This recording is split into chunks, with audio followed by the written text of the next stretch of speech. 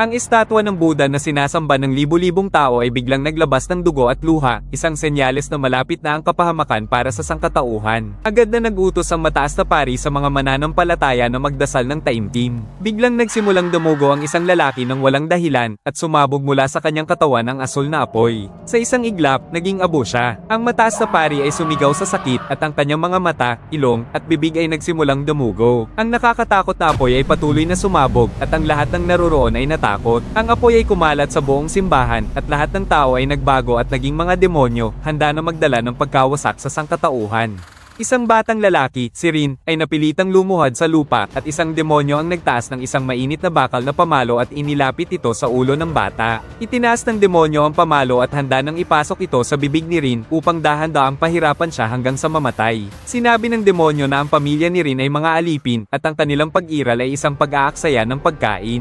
Nang makita ni Rin ang bakal na pamalo, nanginginig siya sa takot. Alam niyang mamamatay siya sa kamay ng mga demonyo. Ngunit sa kabila ng takot, nagdesisyon siyang lumaban. Isang nakakatakot na kapangyarihan ang sumabog mula sa kanyang katawan at ang ilang mangkukulam ay napaatras. Hindi makapaniwala si Rin sa nakikita niyang nangyayari. Bakit siya may ganitong kapangyarihan? Sa oras na iyon, lumapit ang isang demonyo at lumuhad sa harap ni Rin. Tinawag siya nitong Little Master at sinabi na siya ay anak ng demonyong hari, si Satanas. Sa sandaling iyon, nagpakita ang ama ni Rin, isang pari, at isang demonyo ang tumakbo patungo sa kanya upang patayin siya. Mabilis na nakailag at nahuli ng pari ang demonyo, itinapon ito gamit ang isang over-the-shoulder slam. Itinaas ng pari ang kanyang kamay, nag-sign, at nagdasal. Nagsimulang manginig ang demonyo, at ang kanyang bibig ay naglabas ng masamang hangin bago ito tuluyang nawala. Bumalik sa katinoan ang lalaki. Sinabi ng pari kay Rin na may dalawang mundo, ang materyal na mundo at ang walang hangganang mundo, at ang mga demonyo mula sa walang hangganang mundo ay naglalakbay patungo sa materyal na mundo upang hanapin siya. Simula ngayon, maraming demonyo ang maghahanap sa kanya, ngunit hindi niya alam. Sinabi ng kanyang ama na siya ay hindi isang tao, kundi anak ng demonyong hari, si Satanas. Hinayla siya ng kanyang ama palayo sa lugar na iyon, ngunit habang tumatakbo sila, nakasalubong nila ang maraming demonyo. Gumamit ang pari ng mga spells at pinatay ang mga demonyo, ngunit napakarami nila. Hindi nila makalampasan ng mga demonyo. Kinuha ng pari ang isang bote ng banal na tubig at itinapon ito sa mga demonyo. Sa isang saglit, mahigit 100 demonyo ang namatay. Tumakbo sila pabalik sa monasteryo at naglagay ng mga magic barrier. Patuloy na sumubok ang mga demonyo na basagin ang mga barrier, ngunit hindi sila nagtagumpay. Binuksan ng pari ang isang kahon at isang magic sword ang lumitaw. Ang sword na ito ay ipinasa mula sa sinaunang panahon. Ang kapangyarihan ng demonyo ni Rin ay inilipat sa magic sword. Sinabi ng pari na mas mahalaga ang sword kaysa sa buhay ni Rin at hindi niya ito dapat ibigay o hilahin. Kung hahawakan niya ang espada, madahigising ang kapangyarihan ng demonyo at hindi na siya magiging tao. Habang naglalakad sila, nakatagpo sila ng isang mangkukulam na muling nagkaroon ng mga demonyo. Nasa kalsada sila, ngunit isang truck ang tumama sa mga mangkukulam. Bumaba ang driver at tiningnan ng mangkukulam. Isang suntok ang ipinagtama niya sa mangkukulam at ito ay naipit sa pader. Ang mangkukulam at iba pang mga demonyo ay pumasok sa monasteryo. Ang isang 9 metrong kamay ay umabot kay Rin, ngunit ang mga monghe ay nagbuhos ng banal na tubig sa kamay at ito ay napasigaw sa sakit. Dinala ng pari si Rin sa isang lihim na daanan sa ilalim ng lupa sapagkat ang mga demonyo ay nagiging mahina sa araw. Kailangan nilang tumakas at ilabas si Rin mula sa monasteryo upang makipag-ugnayan sa kanyang kaibigan. Ang digmaan sa pagitan ng mga tao at demonyo ay malapit nang magsimula. Ang bawat monghe ay naglabas ng kanilang mga kapangyarihan. Ang mga demonyo ay pinatay ng isang suntok. Ang mga monghe ay kumagat sa kanilang mga daliri at naglabas ng mga magic spells. Isang manika ang lumitaw at lumipad sa hangin. Hindi na kaya na ng mga demonyo ang manika at pinatay sila sa ilang suntok. Ang mangkukulam ay nagalit. Ang mga maliliit na exorcists ay nangahas na makipaglaban sa kanya, ngunit madali niyang naiwasan ang kanilang mga atake. Pinagtawanan niya sila at sinabi na ang mga tao ay basura. Hindi karapat-dapat ang kanilang mga kakayahan upang tawaging exorcist. Ang mga monghe ay lumapit sa mangkukulam, ngunit pinaglaruan lang sila. Kumuha siya ng isang mushroom at hinaypan ito. Ang mga monghe ay nagsimulang tumubo ng mga mushroom at ang buong silid ay napuno ng mga ito. Ang mga mushroom na ito ay mahal at mabilis tumubo. Sinubukan ng mga monghe na i-toast ang mga mushroom gamit ang nakakatakot na apoy, ngunit sinipa sila ng mangkukulam ng 9 metro palayo. Ang mangkukulam ay naging isang nakakatakot na toro at handa ng patayin ang mga monghe, ngunit hindi siya nagtagal. Isang trident ang lumipad at tumama sa kanyang katawan, kaya't siya ay nahulog sa lupa. Hinayla ng pari ang kanyang kwintas at nagdasal ng mga spells. Ikinulong niya ang demonyo sa kwintas at nagsimulang maglabas ng masamang hangin ang mangkukulam. Ngunit nagtagumpay ang pari sa pagkulong sa demonyo. Sinabi ng pari kay Rin na umalis na dahil siya ang target ng mga demonyo. Ngunit iniisip ni Rin na kung aalis siya, hindi na aatakehin ng mga demonyo ang kanyang ama. Gusto niyang umalis, ngunit tinulak siya ni Rin nang lumapit ang pari. Mula pagkabata, siya ay isang walang kwentang anak. Walang dugo na nag-uugnay sa kanila, ngunit pinalaki siya ng kanyang ama. Marahil ay galit ang kanyang ama sa kanya, ngunit nagkunwari pa rin itong mabuting ama. Nakita ng pari ang galit ni Rin, kaya't sinampal niya ito at sinabi na mag-empake at umalis.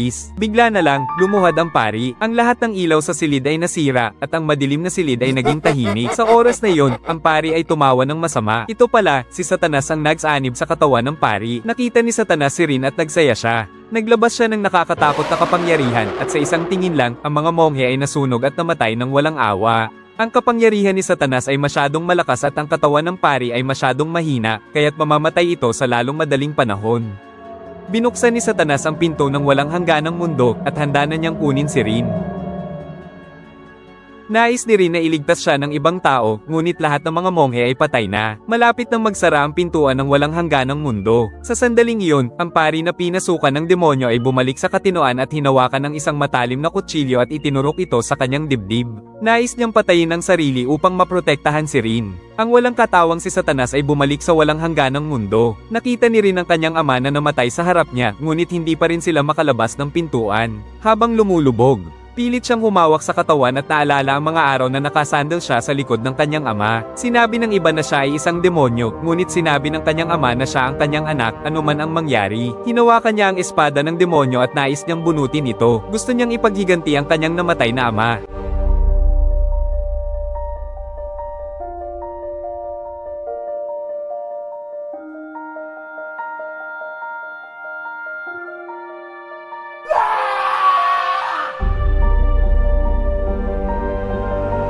Nasira ang pintuan ng walang hangganang mundo, ngunit ang kanyang ama ay nawala na magpakailanman. Upang patayin ang mga demonyo, naging isang exorcist ang bata.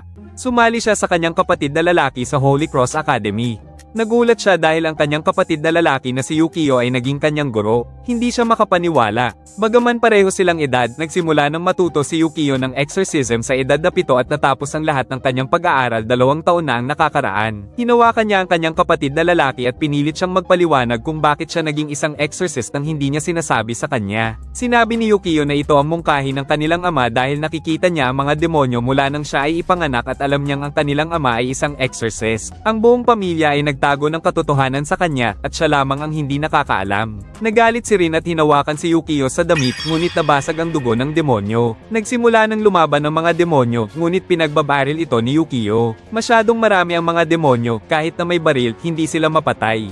Nag-aalala si Rin kung paano siya titingnan ng kanyang kapatid. Sinabi ni Yukio na dahil siya ay isang demonyo, siya ay isang panganib.